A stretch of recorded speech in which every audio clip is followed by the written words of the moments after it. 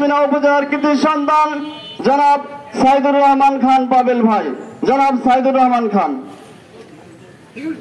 আসসালামু আলাইকুম ওয়া রাহমাতুল্লাহি ওয়া বারাকাতুহু। সংগ্রামী উপস্থিতি, শুরুতেই শুকরিয়া আদায় করছি সে রব্বুল আলামিনের, যে রব্বুল আলামিন এরকমের খোলা জায়গায় ইসলামের এবং দেশপ্রেমের কথা আমাদেরকে জোরে সোরে বলার তৌফিক দিয়েছেন। সেজন্য আল্লাহর দরবারে শুকরিয়া আদায় করছি আলহামদুলিল্লাহ।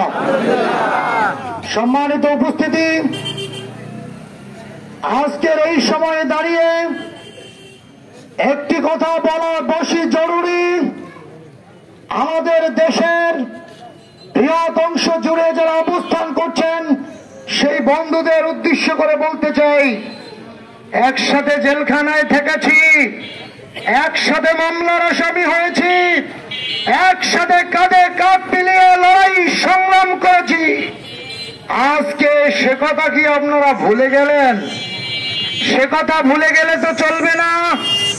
ব্রিটিশ যখন এদেশের ক্ষমতা দখল করেছিল, বাংলাদেশের প্রতিজ দশা আলমদেরকে ধরে ধরে জেলখানায় আটকে রাখা হয়েছিল। বাংলাদেশের এই স্বাধীন চেতা মানুষগুলো রাস্তায় নেমে স্লোগান দিলে তাদেরকে অ্যারেস্ট করে গুম করে ফেলা হতো। আজকে এই জুলাই আন্দোলন, যেই ছাত্র জনতা, রিক্সাওয়ালা, কৃষক, দিনমজুর, শিশুরা পর্যন্ত রাস্তায় নেমে এসেছিল, সেই রাস্তায় নেমে আসার পরে যখন ছাত্র জনতা বুকে গুলি ধারণ করার পরেও মাঠ ছেড়ে চলে যায় নাই, এমন একটি আন্দোলন, রক্তক্ষয়ী আন্দোলন হওয়ার পরে আজকে এই সুসময় আমরা দেখতে পেয়েছি।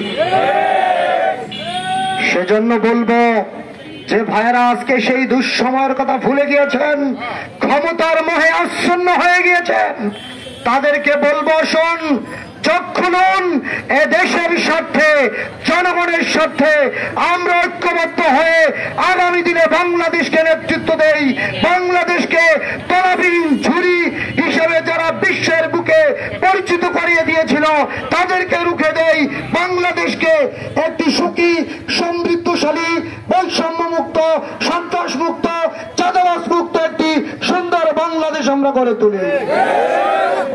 সেজন্য বন্ধুগণ, বাংলাদেশের অপমর মানুষদেরকে সাথে নিয়ে আগামী দিনে দাঁড়িপাল্লার পক্ষে জনমত গঠন করার মধ্য দিয়ে আগামীর বাংলাদেশকে একটি সন্ত্রাস মুক্ত, সুখী, সমৃদ্ধশালী বাংলাদেশ আমরা গঠন করবেন ইনশাআল্লাহ। আল্লাহ রাব্বুল আলামিন আমাদেরকে সেই তৌফিক দান করুন।